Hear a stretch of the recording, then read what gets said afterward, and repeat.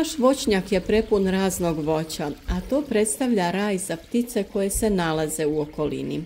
Naravno, nemamo ništa protiv ptičica koje donose u naš vrt i voćnjak prelijepe zvukove koji krase naše videe, ali ipak neke vrste ptica pretjerano umanjuju urod nekog voća.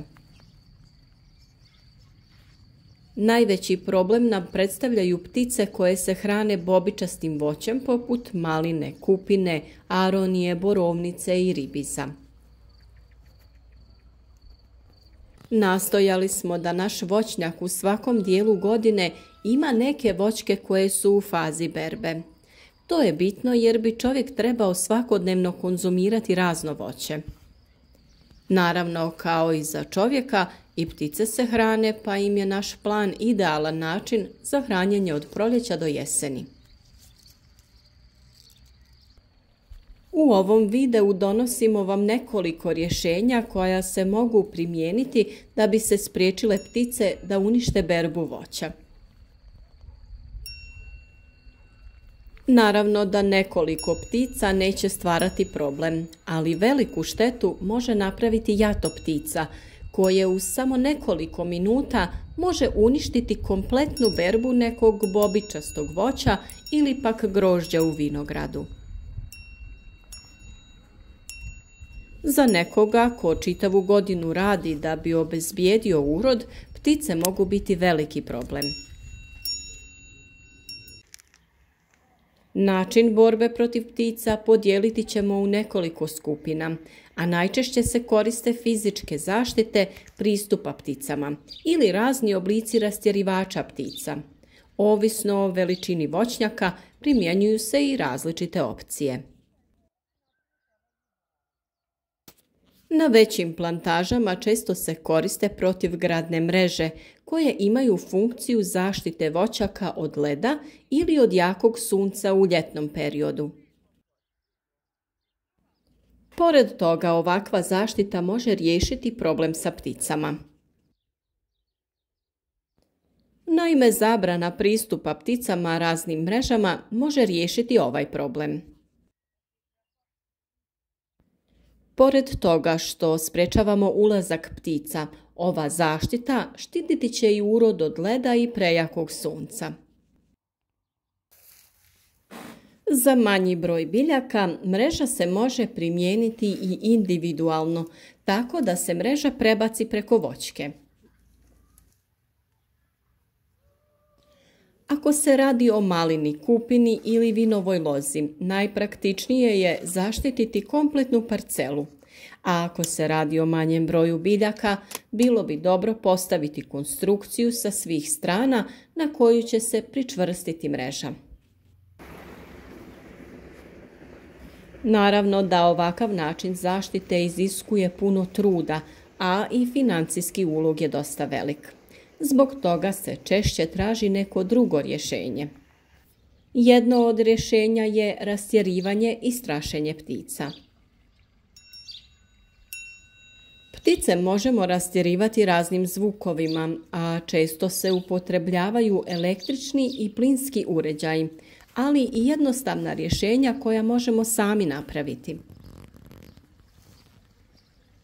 Obično hobi voćari koriste vjetrena zvona i razne predmete koji obješene pomiče vjetar, a međusobnim udarcima stvaraju zvukove koji mogu ometati ptice u njihovom boravku u voćnjaku.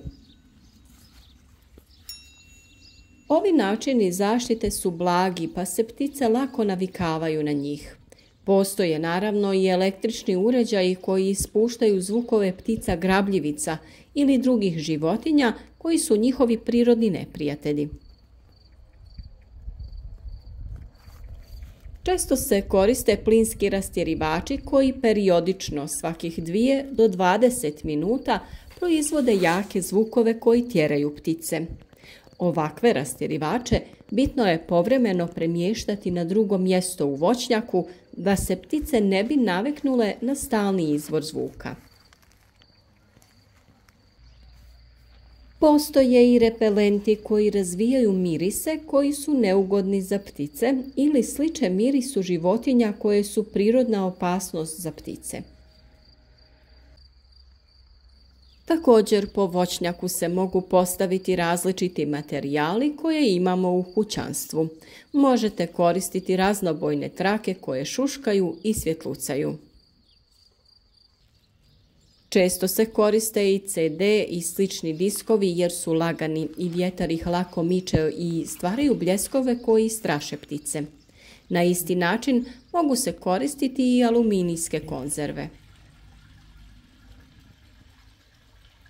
Možemo jednostavno napraviti strašilo pomoću balona kojeg napušemo te na njemu nacrtamo velike oči. Ovakva gotova strašila također se mogu i kupiti u specijaliziranim trgovinama.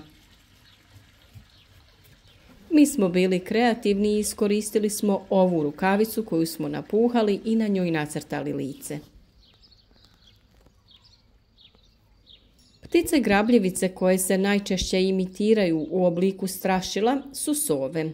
Mogu se postaviti na nekoliko pozicija u voćnjaku. Povremeno se mogu premještati da se ptice ne bi naviknule na njih.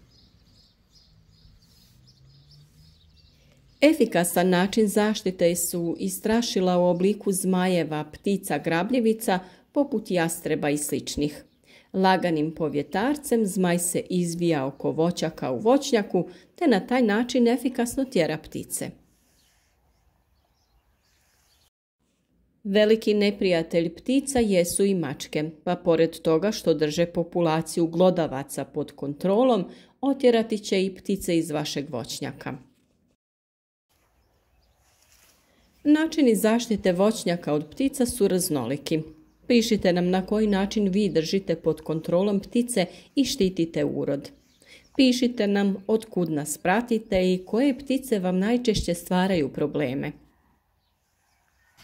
Podijelite sa nama vaše najdjelotvornije metode. Opišite vaša iskustva i pomozite drugima koji imaju problem sa pticama da što lakše spase urod. Podržite naš rad sa like ispod videa i podijelite ga sa prijateljima na društvenim mrežama.